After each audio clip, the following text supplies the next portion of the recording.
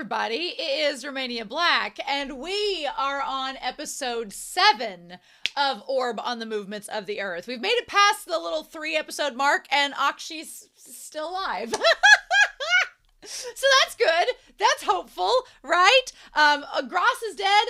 We've got Bodini. Bodini has been introduced. Love Bodini. I think they're amazing so far. Their character last week was so much fun to dive into. And yes, now we got to see Akshi and Bodini have teamed up. Where's that going to lead us? I guess we're going to find out. So we need to dive in. I have some comments I want to talk with you all about concerning episodes 3 and 4 that we need to talk about before we go any further. 135 Do for episode 3 says, I know you already realized it's Nowak, but let me explain the spelling. It's spelled like Novak, but our W sounds like your V, and your W sounds like our, and then there's a letter that I actually cannot pronounce the name of, which is actually a letter used in Raffles' name. I love this series and your reaction to it. Well, thank you. I've told several people I am not neurodivergent that I know of, but one thing my brain has a very hard time wrapping around is pronunciation. It just literally hardwires itself, and then it's very difficult to reprogram. But I do my best. So Nowak, even though the W sounds more like a V, I told the people in the Discord that I probably will try to keep to what the episode itself gives, even though I have been told by some Polish viewers, specifically the moderator of this series, that the Japanese subs gets it wrong. And I was like, oh man. So we'll do our best, right? So just be patient and forgiving with me, because it is difficult for my brain to get it right, but I'll try my hardest. But I'll probably say Nowak, because that's just the best way I can say it, and Raffle, because that's how they said it in the show. But it's good to know, so thank you for the information. I Swallow Apple Seeds 927 for episode 3 says, even though they've never once shared the same screen together, Pataki and Hubert is a surprisingly popular ship within the Orb fandom. There's a surprising amount of Twitter art of Pataki and Hubert, Yowie of when they were young men, and also of them much older raising Raffle as their child in this very angsty AU. Seeing as how Pataki was willing to give Hubert a place to stay after being released makes my Yowie brain think that there was still some lingering attachments up to that point. Y'all, it's always tempting when I'm watching a show to read fan fiction and look up fan art, but I usually don't, because obviously spoilers. So usually the Discord is where I get my fan art fix for a series. But I'm going to hold off, because we don't know about Pataki if he's going to show back up in the series, because it's only been 10 years. He could very well show back up with Akshi's character, and we could see. So we'll just have to wait and see on that one. But once the season's caught up, though, am I going to be looking up a lot of Hubert fan fiction? You better believe it. So Bison Gaming 729 for episode 4 says the church is not against astronomy and studying the stars. They're not against recording its movements or anything like that. Astronomy is useful, and they recognize it as a legitimate field of study. It's specifically models of the universe that counter the current geocentric theory that they're against the close study of. And isn't that funny? Isn't that funny? How, if we're talking about it in relation to our own world, that you have how a specific group might be against something as long as it doesn't align with their worldviews, but as long as it aligns with their worldviews, they're totally for it. We don't ever have that happen in our world now. At all, right? So but that's very good to note, so I appreciate that. Thank you, Bison Gaming, for noting that. Geen in the Discord, who is one of our moderators, Geen and Truck are moderating. Geen says that it's tragically funny because Akshi means eyes in Polish. Very clever girl. They also talked about in episode 4 saying that, did you recognize Akshi's VA? The one giving him the voice is Katsuyuki Konishi, who is known to you as his role as Tengen Uzui from Demon Slayer. That's so cool. I love that they played Tengen. That's awesome. I would not in a million years have guessed that, because I'm usually, unless it's Miyano Mamoru or Suda or Kamiya or Yukikaji. Those are the 4 VAs I can recognize pretty much. And Ayase, like who plays Shoyo in Haikyuu. I can recognize those VAs pretty well. But the other VAs I have a lot of trouble with sometimes, especially Daisuke Ono. Daisuke Ono eludes me every single time in the shows that I see him in. So no, I did not notice that was Konishi, but that's really cool. I love that. They also said some lore about the name Gross because I found it very interesting that they used that particular name in the story. Before watching Orb, I wasn't even aware there was such a name in Polish and had to do research on it to find out they hadn't simply made it up. The name Gross is very rare and unusual, and its origin and etymology is not clearly established in Polish. It is most likely a name with foreign roots, perhaps Germanic or Slavic, that was adapted over time in some regions.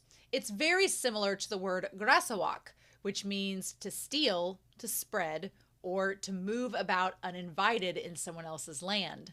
So the name may have been associated with a thief or a searching person, which I think adds interesting connotations to Gross's character and the story overall. After all, Gross is moving into what others consider the territory of God uninvited, with his intent to hear out Dominic and his theories that are heretical to everything the church is preaching about. I guess Dominic is the name of the heretic, right? Maybe we'll find that out in the series. I don't think they said Dominic's name before, but he might have introduced himself and I missed it, so we'll see. But yeah, I think that's super interesting. So I love learning about Gross in that vein. Moomin is our last comment. Moomin says for episode 4, the soul to me is our mind. When it's gone, it's gone. It lives on in those we interact with and the things we leave behind. Precious memories are even more valuable as well. We are social creatures, and as I've said before, we are our minds. It's how we see this beautiful world and all its awe and mystery. One more prattle, faith and science. If only Gross had continued his observations. If he had faith in the process. One thing I hear a lot is the word faith and science being put together. I think you use it in the proper way. Faith as in trust. I have faith in science because I trust it. Or I should trust it because it's the best system we have for finding the truth. I bring this up because the word faith can be weaponized against science and the truth.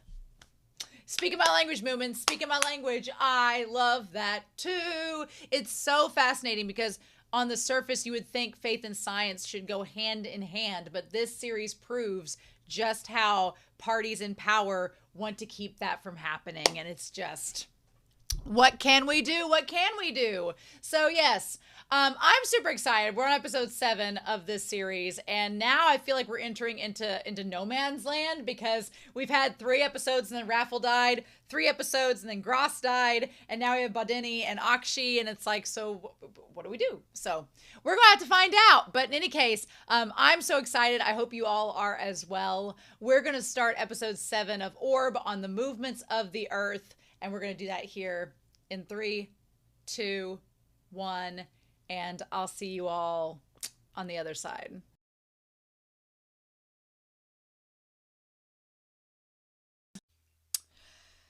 F the patriarchy, am I right? Oh, Yolenta. I love her character already. I am worried for her character already. I am indeed concerned. So I debated whether or not to bring Whiteboard Coon out, but it's just, there's too much to talk about to leave Whiteboard Coon away from this discussion, right? So, So this episode, we have called Matters of the Truth. The feminist in me, my skin was crawling. I just want to kick Colby in the balls so hard. So the description for this episode, which I don't usually read, but it feels astute to mention, is gifted scholar Yolenta suffers discrimination as the only girl at an astronomy institute. Bodini seeks resources to prove the heliocentric theory. I'll talk about these 2 characters in this. Yes. So I looked up a little bit because I was like, does Yolenta mean anything? And of course, the first searches that come up are of like the wiki for Orb, which I'm not looking at because of spoilers. But I did see Yolanda of Poland, often called Yolanta in Polish, or Jolan in Hungarian, also known as Helen. So, like, let's interpret this name 1,000 times. Yolanda of Poland was the daughter of King Bela IV of Hungary and Maria Laskarina. She was the sister of Margaret of Hungary and Kinga of Poland. One of the paternal aunts was the Franciscan Elizabeth of Hungary. Yolanda was sent to Poland to be tutored under the supervision of her sister, Kinga, who was married to the Duke of Poland. She was encouraged to marry a there's that L with the sideline in it, Boswa of the Pious, which she did in 1257, and they had 3 daughters. Elizabeth, who married Henry V, Jadwiga, and Władysław, that name, who married the Elbow High King of Poland, who married Jadwiga married the Elbow High King of Poland, whatever that means, and then Anne, who was a nun. So she was like, I'm not marrying into any royalty. I'm going to be a nun. Anyway, during the time of her marriage, she was noted for her great services to the poor and needy of the country, as well as being a major benefactor of monasteries, friaries, and hospitals connected to them. Her husband gave her so much support in her charities that he earned the nickname the Pious. She was widowed in 1279. Yolenta's not really like her.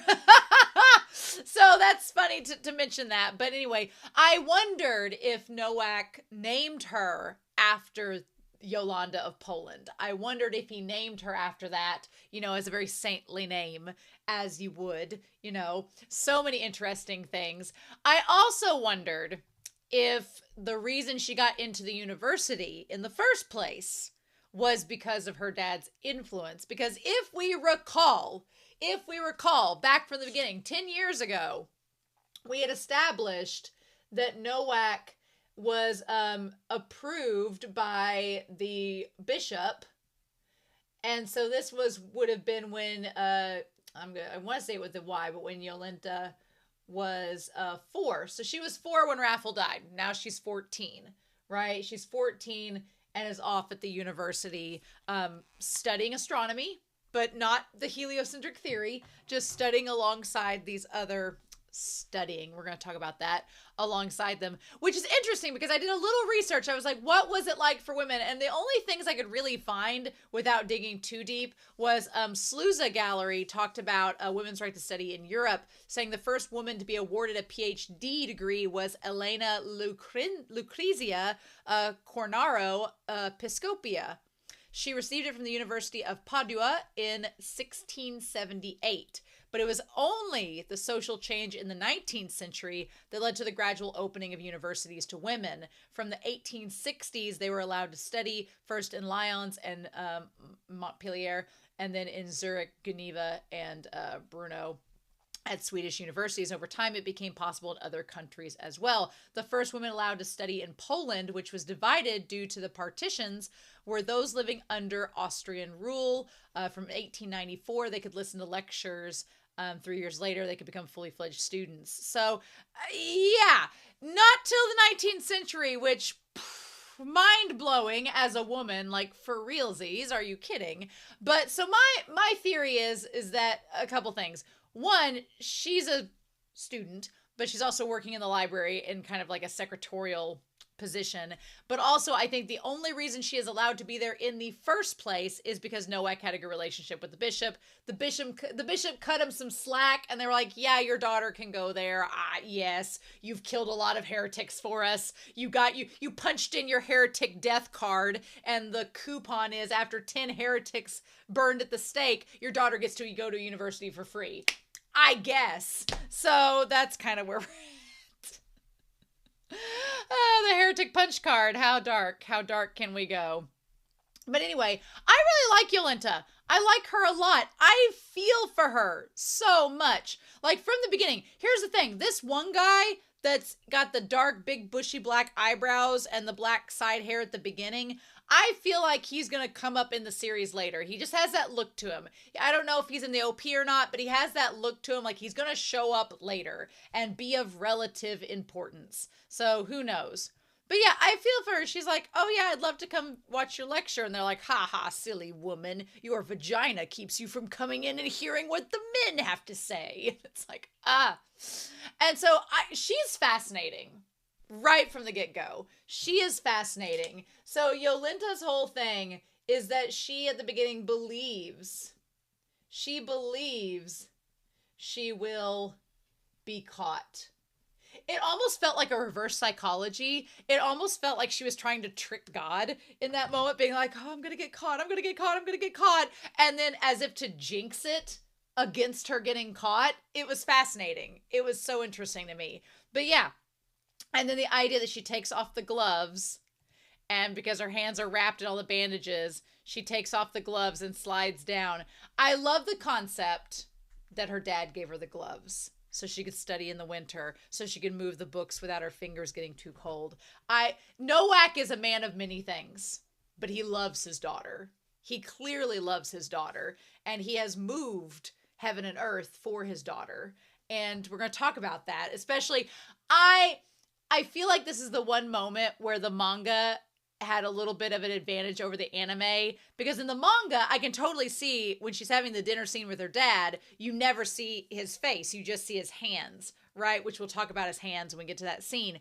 But if you're watching the anime, you know damn well that's Suda's voice. It's her dad.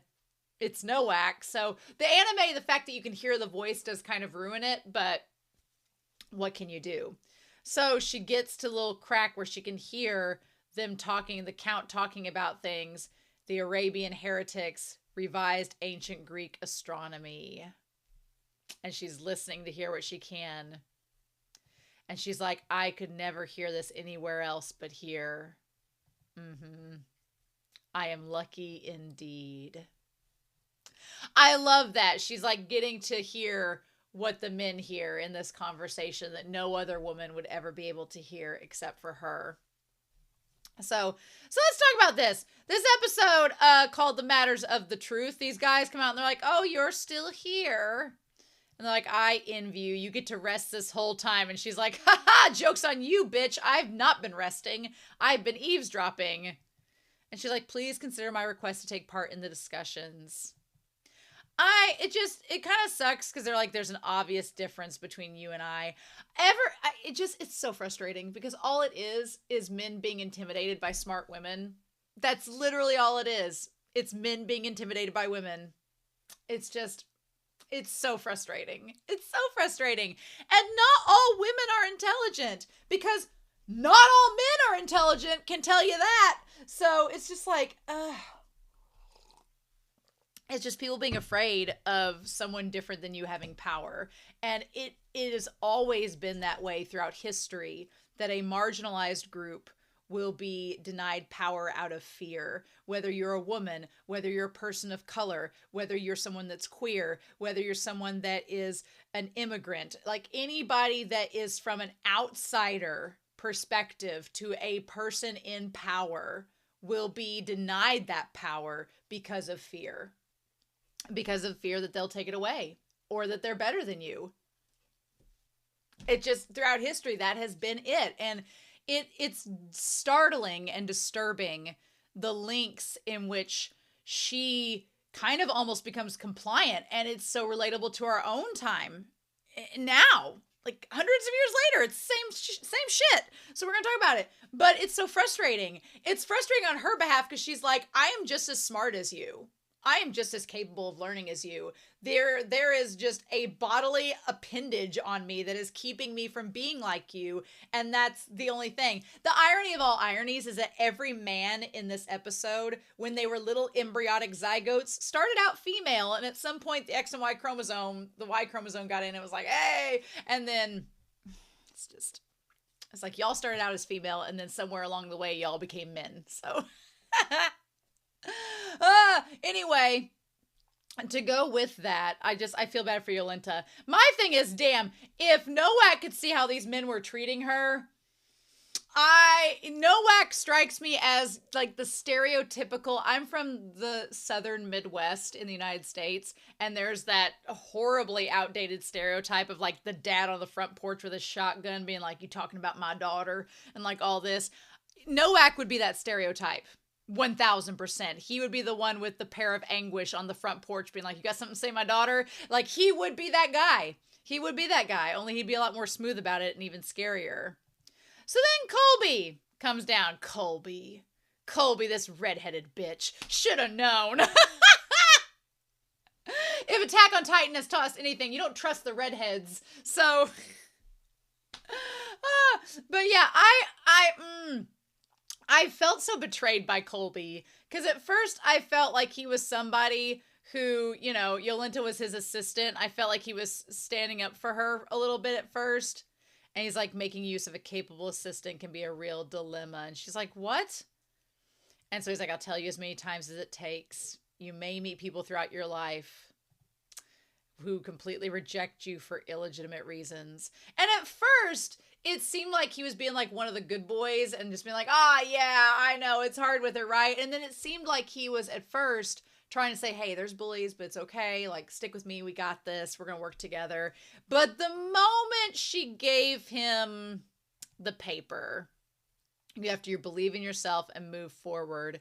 There are times where you can't back down. And he's like, anyway, let me take your draft. The moment she gave it to him, and she's like, I put everything I know into it. And he's like, well, you're 14. And it makes sense because she's 14. She doesn't know any better. She's a kid. She's like a little kid. I'm sure this Colby guy is like 16 or 17, maybe even 18 at this point. Like, he's clearly older than her, but he literally takes advantage of her. Straight up. Like, just, she wrote this paper. She's this little prodigy. She's this 14-year-old prodigy. And then Colby takes credit for her work. It's like one of my biggest pet peeves. One of my biggest pet peeves in life is people not giving credit where credit's due. It frustrates me to no end. I'm like, if somebody did something, you give them credit. You give them credit. It's why, as an English major, I always loved like MLA or citations, because it was you literally giving credit where credit was due. But he's like, I'll submit this to Count Piast. And she's like, oh, really? Wow. And he's like, yeah, take some time off. And it honestly, one, I was like, okay, red flag. He's probably going to put it in his name and take credit for it. That's being cynical, but it ends up happening. And two, when he's like, oh, you should go see your family, you know, because you may be transferred from the library to the observatory. But here's the thing. She's getting transferred from the library to the observatory to work under him, because he's not smart enough to come up with all the stuff that she did. So she was sent to the university and worked as his assistant, which basically she describes as kind of like a secretary position, where she's just going through the library, sorting through books, filing paperwork, you know, all that jazz. And she ends up studying and writing this paper and gives it to him, and he's going to take credit for it.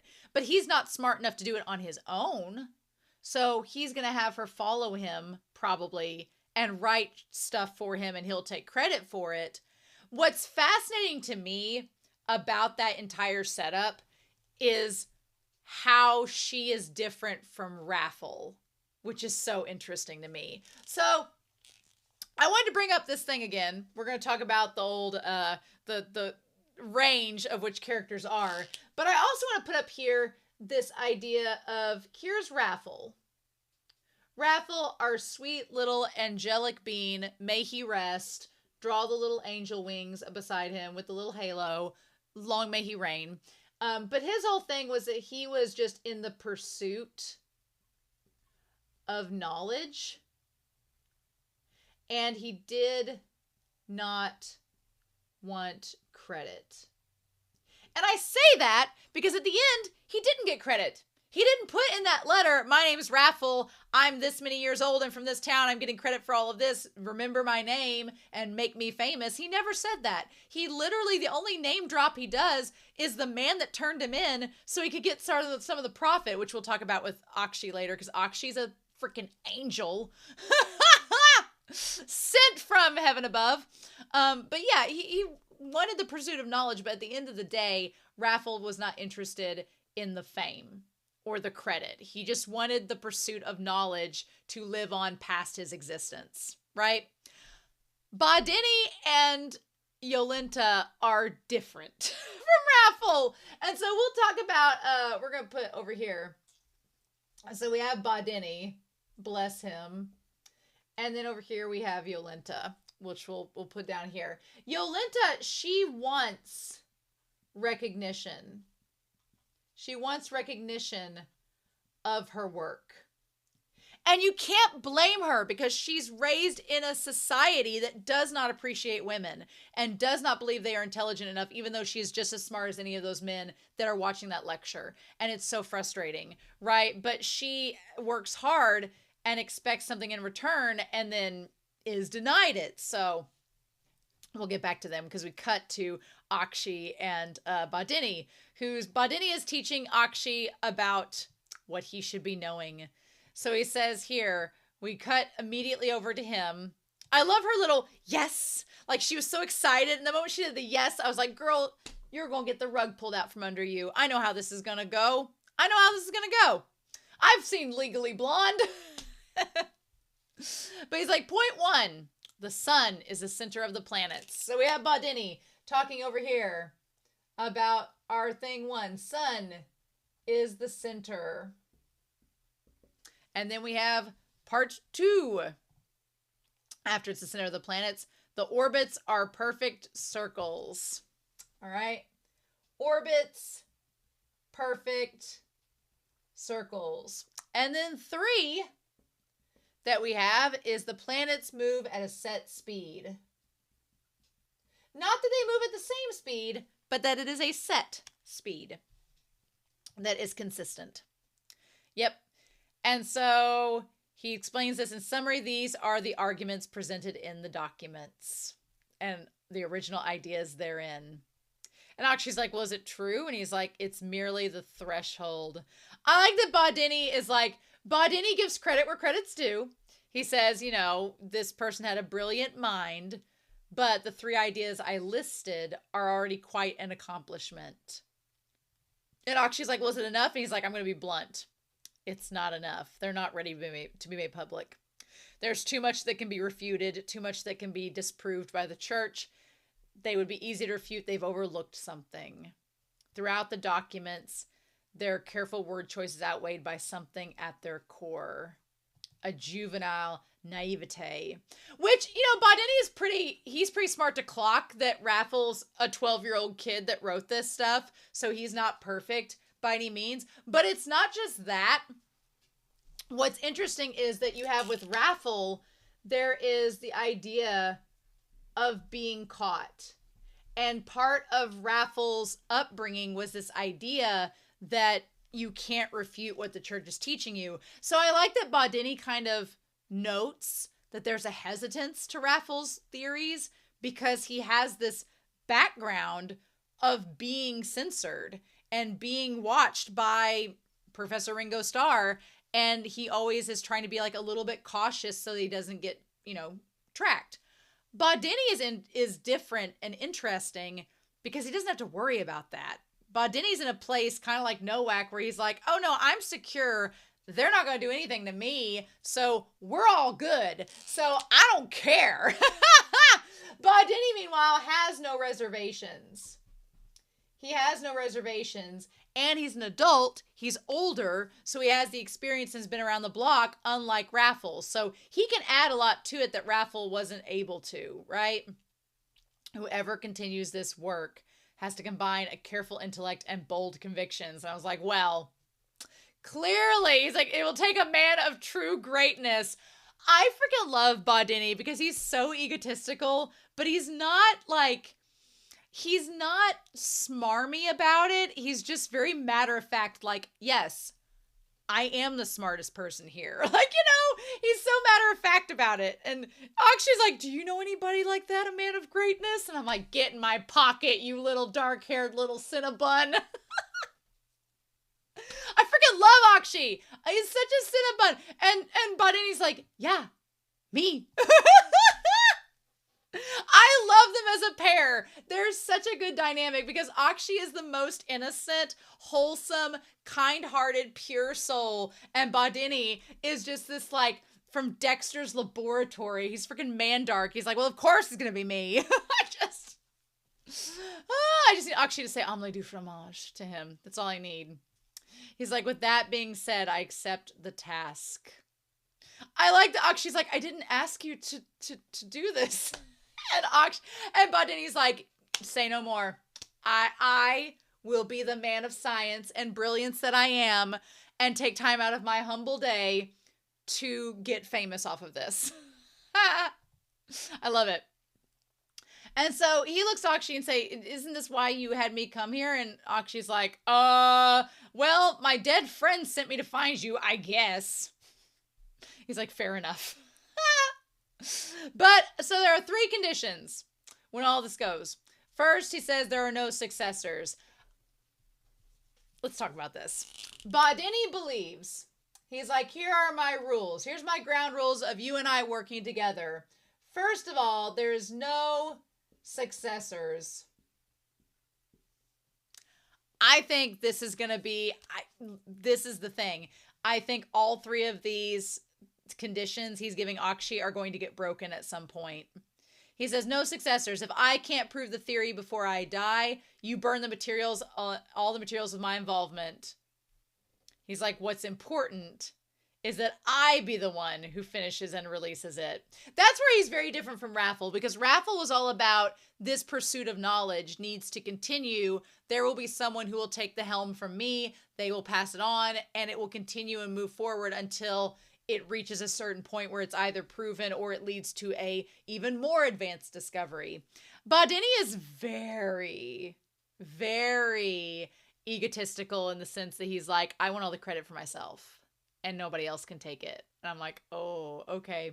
Here's the thing. I think that's going to be broken entirely. I think my personal theory at this point in the story, and I will likely be proven wrong, but here's my theory for now. We'll see if it holds water 10 episodes from now, which would be like episode 17. But I think that Bodini will die at some point in this series. And I think that Akshi will take the reins and will continue the research for him and give it to someone else. I don't think Akshi's smart enough to do the research for himself, but I don't think he's going to listen to what Bodini says. I think he's going to give it to somebody else. So I think there will be a successor. I do. I refuse to be a stepping stone for someone else. I'm like, oh my God. And he's like, okay, sure. Or maybe he won't be. We'll see. He's like, second, you will participate as an observation assistant. And I'll give you food and lodging. And he's like, done. I was homeless. We'll take that. So his second condition is that Akshi is the assistant. Again, it would be funny if he doesn't end up doing that and becomes part of the note-taking entirely and isn't just an observer. And the final condition is that if all goes well and we profit from this, then we'll split it 9-1. Meaning that I get 90% and you get 10%. And I love that Akshi's like, well, we only have 90% to start with because the 10% is going to Pataki. So you get 80 and I get 10. And then I love that Bodini's like, we're the only ones that know about this. No, he doesn't get anything. We don't even know who he is. He may be dead. We don't even know.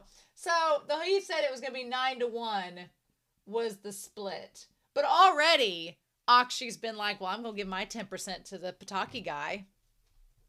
I want him to go find Pataki and give it to him. I love it. I think that would be amazing. Like Bodini is such an interesting character because I want to root for him to learn more and do research and make the heliocentric theory even more advanced. Like I'm rooting for him, but he's not a nice person. He's really vain and not vain in the sense you would think of it, but he's really just out for himself.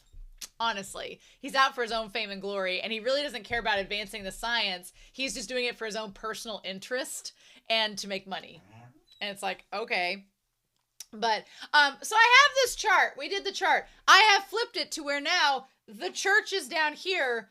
Stars and shit is up here. And so I changed this from cares to also cares and is faithful.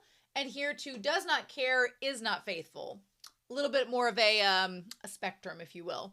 So we established, what I think is interesting is we established that Hubert had a lot of faith. It was just in the stars and shit. And in the fact that the church was wrong, his views were correct. So Hubert was up here. I think it's fascinating that the polar opposite of Hubert is Nowak. Because Nowak does care. He is faithful.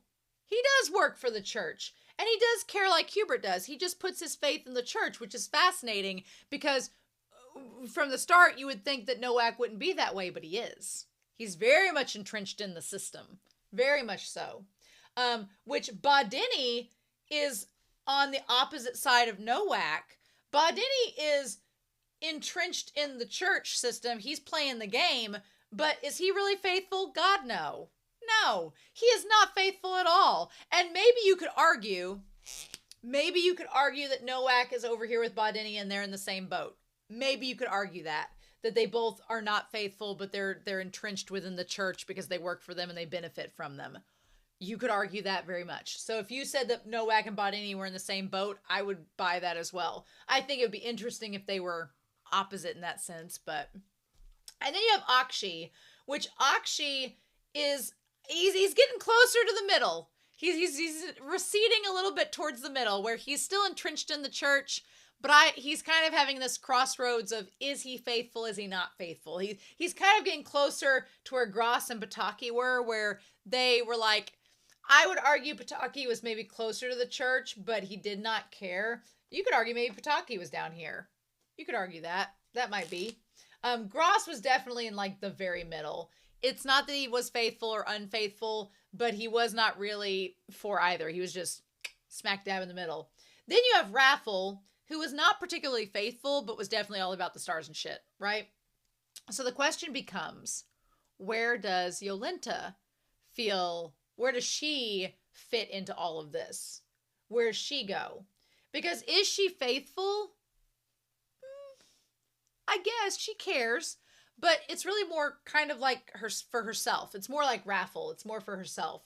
And is she for the church or is she for stars and shit? Well, here's the thing. She really isn't either. She's kind of like over here, maybe, where she's like on the line. She doesn't particularly care, kind of like Raffle. She's like in the same level of that. But she is, you can't really tell if she's for the church or against it. She's just kind of in the middle there. So we're going to put Yolenta right here for now. And put that there. But that's interesting. But yeah, but Bodini's a fascinating character because he just does not care. And so then Akshi, I love that he's like, shouldn't we honor the request even if you burnt the paper? And I love that Bodini's like, well, I burnt it, so nobody's going to know. And he's like, but I'll know. He's like, but I'll know because of my heart. I was like, I freaking love Akshi. He's so cute. He's so precious. I love him. And Bodini's like, oh my God, sure. And I love the way that Akshi explains it, though. He's like, if we don't honor the request, somebody put their trust in the person who would open the chest that we would. If we ignore the will of someone who is gone, I have the feeling that we lose something important. We lose history. And I love that Bodini questions it, like, what are we losing? And he's like, well, maybe history? And he's like, what? He's like, I have no interest in history other than the Holy Scripture. That's somewhere where, that is where Bodini is very different from Raffle. Because Bodini is pretty entrenched in the church, but he just doesn't have any faith in it. He's just like, I'm just interested in the Holy Scripture. That's going to make me money. That's going to get me more power. That's going to make me rise the ladder. I don't care about this other stuff. And Akshi's like, but you're so... I feel like, oh my God. I feel like Bodini is Squidward and Akshi is SpongeBob, and it's the Pretty Patty episode, and he's like, but Squidward, it's good for your soul. And Bodini is like, I have no soul. And then there's lightning flashes. That's that exact meme. That is their dynamic right now. Bodini is Squidward, Akshi is SpongeBob, right? And we just don't have, I guess Gross was Patrick. I guess. Is mayonnaise an instrument? If you're so eager to pay them, then give them your 10%. And then Akshi's like, oh yeah, I will do that. Golden Retriever. Just freaking love Akshi so much. He's like, one last thing. And I do love this. Akshi's like, won't this involvement put us at the entrance of hell? And he's like, we're at the entrance, but of heaven. That's interesting. So you know what? I find it interesting that there's this perpendicular line from Hubert to Bodini. That's interesting to me. Whereas Hubert, it's so interesting. Both Hubert and Bodini believe that there is a heavenly force. So maybe Bodini should go over here with Nowak. Maybe he does care. This is such an interesting show because it makes you question like these characters and what's their faith and do they actually believe or not, or are they really just in it for themselves? Bodini is kind of similar to Hubert in that he does believe in a higher power, but whereas Hubert rejected the church. It's so interesting to me because I think both Bodini and Hubert do believe in a higher power, but whereas Bodini accepted the church as a vessel for him to get closer to that higher power while also self-serving himself, he's like, yeah, the church thinks this one thing, I'm going to go along with it, but what's actually going on is this. And he's using the church to benefit himself. Hubert sort of rejected that. Hubert was like, no, I don't want the church. I don't need the church. They're wrong. Whereas Bodini's like, yeah, I know they're wrong, but they're going to help me get to my truth. So I'm going to use them for that. That's interesting to me. That's such an interesting dynamic. So yeah. So we go to the house where clearly Nowak is the person there. And she's like, have you been traveling, Father? And he's like, oh, here and there. I'm like, what's interesting is, yeah, in the manga, we wouldn't be able to know this is Nowak, but Suda's voice is so iconic, it gives it away instantly. What's interesting is the mom's not here. I wonder if the mom died and Nowak's like, this is my only chance, my only family. And so you have to go back. She's like, yes, I have work to do. And he's like, is the work causing you any concern? I like what's interesting in this moment is that his sleeves are not bloody. In this scene, it's just plain white sleeves, and from his daughter, they're not blood soaked because maybe his daughter doesn't know the line of work that he does. Maybe. And she's like, what are you talking about? It's written on your face. Again, he can read faces very well. He's very observant. Gee, I wonder why. And she's like, to be honest, there's a gap between me and the others. A huge gap with something in the middle. You can't keep up. I think the use of hands is so intriguing in this scene because hands are religiously symbolic. I mean, you have Jesus's, you have the prayer hands, you have the hands being held out in different organizations like that focus on community service. I think of 4-H, your hands are symbolic of service.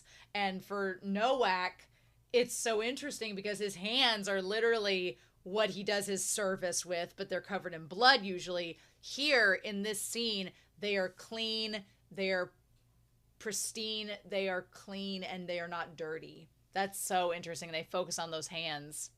She's like, it's bigger than that. They won't let me conduct research in the first place. All I ever do is busy work in the library. I want to work in the astronomy wing, which is so good because, oh my God, the karma and irony, which is why I'm worried. The irony that Nowak was so shooketh by Raffle 10 years ago, and now his daughter, who is smart, who he's tried to carve a better life out for by sending her this institution. Because if you think about it, I mean, a single girl in the medieval times, because of the patriarchy, your main thing was that you just got married off and hoped for the best that it was good, or you became a nun. It's like you either went to a monastery and was a nun, or you really hoped that your husband wasn't an asshole. Those were the things. Those were the options. And so I feel like his intent was to have her go somewhere to study and become learned and carve a better life out for herself. But it comes with a price, and it comes with, this entire gesture isn't the work you have now enough. There's so much done in this scene. It's genius. And I don't know if the manga is the same way, but it's so damn good because we don't get to see Nowak's face. Because we can't see his face. We can't see his expressions. The only interpretation of how he feels in these scenes are through his hand gestures. It is this nonverbal form of communication and symbolism that is genius. So when he's holding his hands in prayer there and the white shirt, it literally makes it look like Christ, like it's praying there. And he's like, isn't the work you have now enough? This gesture here is saying, without saying, don't step out of line. I've gotten you to this university. I've gotten you away from harm. Don't put yourself in jeopardy. Be smart. Like everything understated is in that motion, is with those hands. And he's praying for her to not get into trouble because she's his only child, right? Isn't what you have enough? And it's impressive that you work at all. And he squeezes his hand in that moment. You see the squeezing. He's just like, you can tell he's pleading to her to not get caught, to not get yourself in danger. And she's like, I passed the same exam as everyone else. Why am I treated differently? I get such a Legally Blonde vibe from her in that I'm thinking of like Elle Woods, who, it doesn't help that she's blonde as well. But I just feel like she's sitting there going, look, didn't I pass the same exam that they did? Shouldn't I be held on the same standard? And I'm like, but girl, you're probably only there because your dad put in a really good word with the bishop and the bishop pulled some strings. You had some like, not nepotism, but she had some friends in high places. It is what it is. You're still 14. You're the only woman who works there. I think that the way Nowak chooses his words carefully, he says, you're the only woman who works there, not studies there, because back then that wasn't a thing. He's like, you work there. You're able to be there. He probably got her a job as the assistant. Even though she took the exam, they probably just did, oh yeah, let her take the exam, but she's going to be an assistant no matter what. Like, probably just did that. But she's 14, a young girl, smart, and believes she should be held to the same standard. I also love, he's like, you're a talented woman at that. Which Nowak's smart, so of course his kid would be smart, right? I love her face in the shadows. Such a good shot. Such good symbolism. Do you realize how much that worries people? Smart women intimidate all the time. She's like, that has nothing to do with academic research. That's the part that sucks so much, is that she is not out to get power, in the sense that she's not out to take anyone's authoritative position. She just wants to do research. She just wants to make an impact, and she wants to let her work be known. And that's it. And it's so frustrating. I feel for her. She's like, you gave me these gloves. And he's like, Yolenta, listen. There's only one thing for you to do at your workplace. Nothing. And then he taps his fingers like, don't stand out. Don't strive for glory. If you spend your days in solemn modesty, you'll join your family in heaven one day. There's a couple things about that. One, he's preaching here, being like, just live a little modest, humble life, and eventually, you'll join me and your mother in heaven, right? Don't become a heretic, because I've seen what happens to them. Also, another thing is the way that her head is bending down in this scene looks exactly like Raffles when he died. Here's what I think is going to happen, though. And I like Yolenta. I don't want anything bad to happen to Yolenta, but I think she's going to die. I think that she is going to suffer the same fate. Either she's going to suffer the same fate that Raffle did, or she's going to get burned to the stake, or they're going to have him torture her. And she's going to find out, if she doesn't know what her dad does, she's going to find out what he does. Is what I think. It's going to be horrifying if he gets sent to that school and she gets caught and he has to torture her and realize it's his daughter. I love Yolenta and I want all the best for her, but I'm looking at this episode going, oh, they are setting her up to be like a Raffle parallel, but different. But maybe since Raffle died, maybe she'll live. Maybe that'll be the trick, right? Maybe that'll be the trick. Who knows? Maybe her and Akshi will end up together. She's only 14 though. That's too young. Yeah, but this is a medieval story, so I thought, we'll talk about Kobe here in a little bit. She's like, but you gave me these gloves so I could study in winter. She seems like Raffle's so wise beyond her years that I forget that she's 14. I'm like, oh my God. And she's like, for God and matters of the truth, I don't want to retreat. And I love that he pulls his hand back when she says that, not from talent, My talent, progress, or life. There are times you can't back down. And he puts his hands together at that point and has like the little like hands in prayer. Like Nowak is showing a lot of restraint and a lot of patience because she's his daughter, right? He's like, I understand. You're an independent woman now. My parental concern got the best of me. I'm sorry. And she's like, oh, Father, I'm rooting for you. So he says he's supporting her, but clearly he is concerned. Clearly he's concerned. So then we have this one scene with the beggars, which where they're begging for alms to Akshi.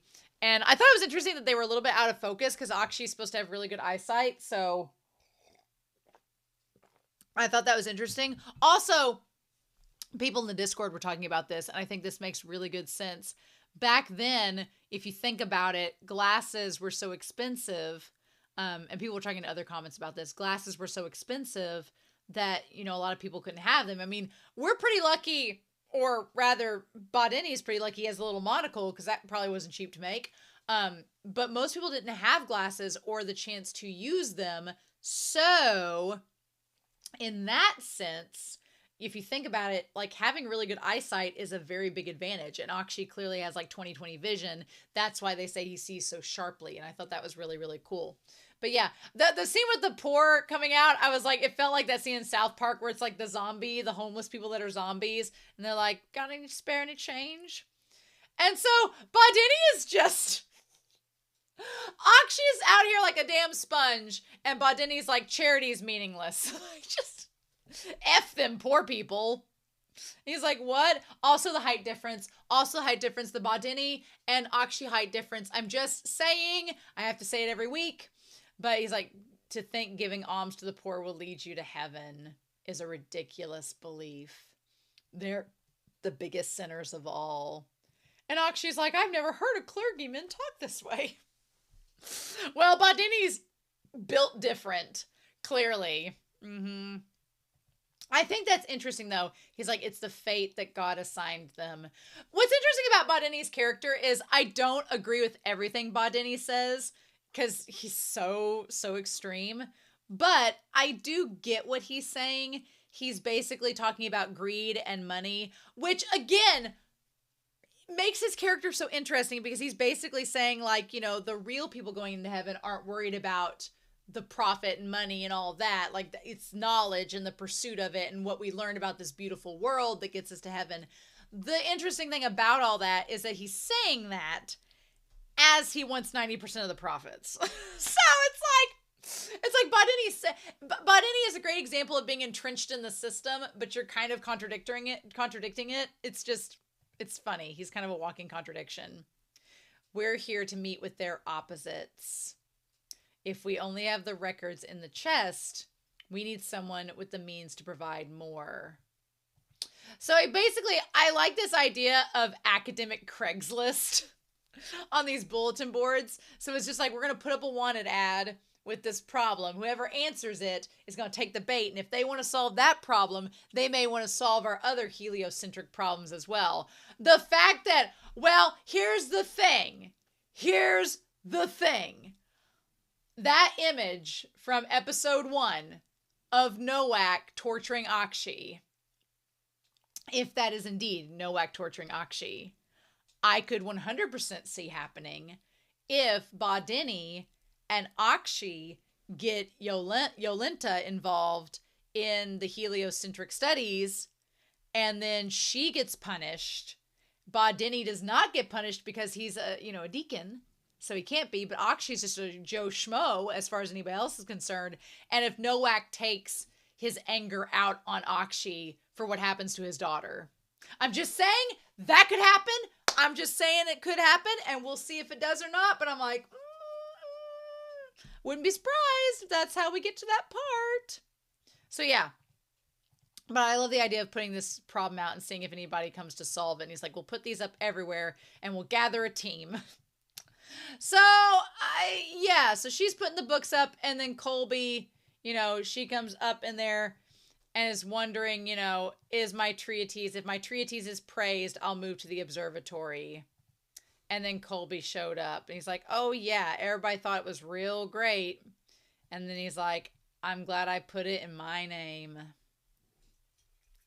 What I thought was going to happen was that Colby was suggesting they get married, and that which I felt was kind of hinted at long term. Like, he's like, oh, you keep writing for me and we'll move to the observatory together. And then you keep writing for me. And when you get a little older, it's kind of like a Mary Shelley situation. She wrote Frankenstein, but her husband was involved and all this. And there's been lots of female writers throughout history that have had their husbands try to take credit for their work and all this. So it very much felt in the same vein as that. Like, he's like, oh, well, we'll just go to the observatory together and you keep writing for me. And then, one day we'll get married or something. We can keep going down the road. And it's like, which if Nowak, this is the one time I wanted Nowak to be present to watch somebody doing something they're not supposed to be doing so he could punish this guy, because what an asshole.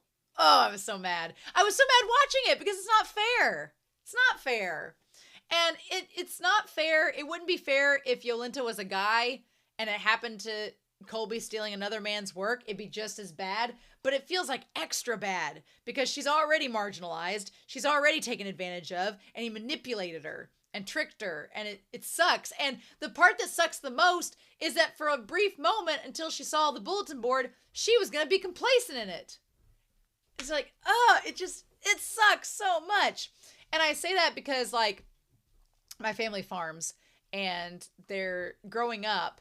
One of the things I wanted to do growing up was that there are people that are like livestock consultants. They're like, they're herd consultants. They go out to people's herds and they talk about cattle with them. They talk about numbers and like market shares and things like that. And like bloodlines and genetics, which I love cattle genetics. I love studying it, but they're basically field representatives. They go out, represent the breed, represent the association, and they go and do that. And when I was in high school, I was like, that would be such a cool job. But the more I got to talking to people, and the more I looked into it, there's like 8 or 9 reps in our country for a specific breed that I show and that my family raises. All those reps are men. And growing up, you realize very quickly that it was very much a man's world. Like livestock, they want to talk, like old farmers, they want to talk to men. They feel like the men are more credible. The men know more. The funny thing is, my mom and I raised the cattle on my farm, and we know all about the genetics, their bloodlines, everything about them. My dad and my brother can tell you nothing about the herd. They have no clue. They don't know anything. They're just like, it's a cow. And my mom and I know everything about them, which is, it's funny, but I remember wanting to get more involved in the association growing up, and they're like, well, we have a women's association. And I was like, okay, what do they do? Well, they have cookouts, and they get scholarships, and they do philanthropy work, and they do sponsoring and like marketing and things like that, which are all very good things, very important, relevant things. But the field work was a man's job. And you don't get to do that. You get to go over here and do these jobs. And that's the mentality around it. And that still persists today. Like, there are women in our field that show cattle and are knowledgeable and respected and represented, but they are few and far between. And it's just so wild that now in 2025, there is still that mentality that is being shown between Colby and Yolenta. And it's so frustrating. It's so frustrating, right? And I felt so bad for her. Because she's like, oh, and the problem is he manipulates her. Because he tells her, he's like, if you tell anybody that it's your work, it could be dangerous. You might be labeled as a witch or a heretic. You might get burned at the stake. And, if I earn enough, notoriety, I could bring you with me and I'll teach you how to live smart in this world. I was like, oh, if Nowak heard Colby say that, he'd be in trouble. He would be in trouble. And the part that sucks is that, he says, well, this works out because you just want to publish your thoughts, right? You just want to publish your thoughts, right? So who cares who publishes it as long as it's your work? Your stuff's getting out there. People are learning. So shouldn't you be grateful Shouldn't you be happy that I'm doing this for you? It's just that subtle manipulation where he gaslights her and says, but, I mean, you're overacting. This is a good thing. I'm going to publish your work. You're going to get your thoughts out. Yes, I'm going to take credit for it, but it's all for your benefit because this world's really dangerous and you could get in trouble, but I won't get in trouble. But the reality is this bastard isn't smart enough to do his own work. He's using a woman and he's taking credit for her work and he's just manipulating her into thinking that she is in danger if she doesn't. And the terrors persist, right? And what's interesting is, you know, you could argue that Raffle was not interested in his name being on things, but that was posthumous. That was when he was threatened with the idea that he could die. And he's like, well, if I'm going to die, well, then I just want the work out there. But that is a different scenario than, say, if his classmate was like, hey, I'm going to publish this and it's your work, but I'm going to publish it under my name. Is that cool? It takes on a different context, right? And I just hate it that he just uses that. He's like, your life could end in an instant, you know. And I wanted her to say something to the count of who wrote the treatise. He's like, I want to hear her do it. And there's that Kim coughing, like he's just, you know, he's coughing in the moment to give her like a chance to think about it. And she gets intimidated. And she gets intimidated by his words. And she's like, who would read a woman's treatise? And says, it wasn't me. And then he walks off. And he's like, oh, you're smart. I'm like, oh, I wish that pair of anguish would get shoved up your ass. Ugh. And the sad thing is, she's like, everything he said was a lie. And she's like, he's a bad man. But then she says, no, he's really a good man that's looking out for me. This is the best I can hope for. This is my reality. And I hate it because she says this is a safer space. My name isn't important. This is a safer space to research, and I've been childish. I hate that she tries to talk herself into thinking it's okay.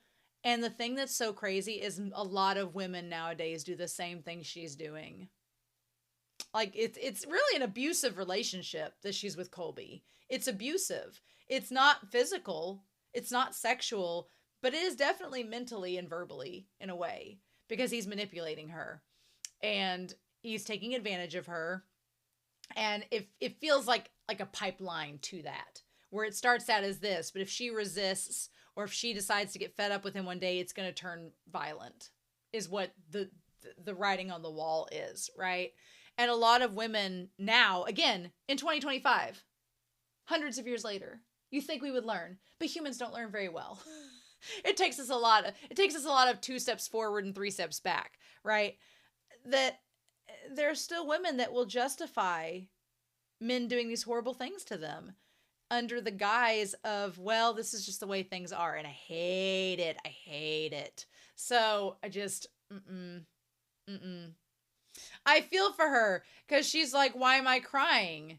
She's like, me crying, tears aren't necessary. If I cry, it's like there's a problem. Well, there is. And she just wants to deny it because she doesn't want to admit that this really sucks and she was tricked and manipulated and the system is horrible. She doesn't want to admit all that. She's like, if I just go along with the system, it'll be fine. If I just go along with the system. But the reality is you're not going to be fine. You're not going to be happy. Who would be? Who would be? If the shoe was on the other foot, who would be? And that's when she sees the problem. But she, like Raffle, has this thirst for knowledge. Her taking the books, I mean, she's like, oh, records of Jupiter, how cool. At first, she's like, everyone else has free access to these records, but if I'm caught with them, it would be bad. And she's like, well, this, I like that she tries to justify it in the moment. She's like, well, Colby wants me to write a new treatise, so this is really just to help him, and I could probably play it off that way, right? I think it would be amazing if she used it to get back at him, and she wrote all this stuff about heliocentrism, and then he got in trouble for it. And because she told the count back then that she didn't write it, she could use it against him. And he's like, well, she wrote the heliocentric theory. And she's like, I'm just a woman. How could I possibly write something like that? It's all yours. And got him in trouble. That would be something. I want Colby to get a swift kick in the balls is basically what I want to pay for tricking this beautiful poor woman. And she questions whether she should take the books or not, saying it's wrong. But then she's like, I don't care if it's wrong. I just ask for forgiveness later. I want to solve the puzzle now. And I like that Akshi and Bodini are like, somebody's already solved this? Really? And then they come in contact with her. These giant towering men over this little girl. Interesting. The funny thing about this is looking at this scenario here, you could say like Akshi's like Hubert, this big, tall, imposing man with dark hair. You have Padaki is kind of like Bodini in this pious man of the cloth who's committed to the church, but not really. And then you have, you know, Yolenta, who's kind of like Raffle, this precocious, smart young person who's being screwed over by the system. My, how history repeats itself. I love this. I love it so much. I am very concerned for Yolenta. I'm very concerned for her. Because if we've learned anything from medieval anime and medieval historical literature, women gotst it rough. So we'll see how that goes. Maybe she can turn it all against Colby. I want to know who voiced Colby. That was that name, that voice actor, VA for Orb. Who voices him? I want to know. Nobunaga Shimazaki. Who has he voiced? His voice sounded so familiar. Who has he voiced that I have seen before? Oh, okay. He's Mahito in Jujutsu Kaisen. There we go. He's Nagi in Blue Lock. Some others that we've had on the channel before. Yes, Nagi. He also has voiced. He's been in a lot of things, actually. Is there any other series other than Mahito and him that I would know?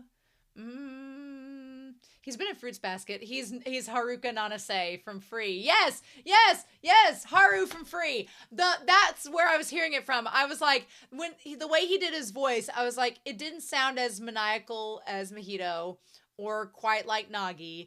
It sounded a little more alive. It sounded like Haru from Free. Yep.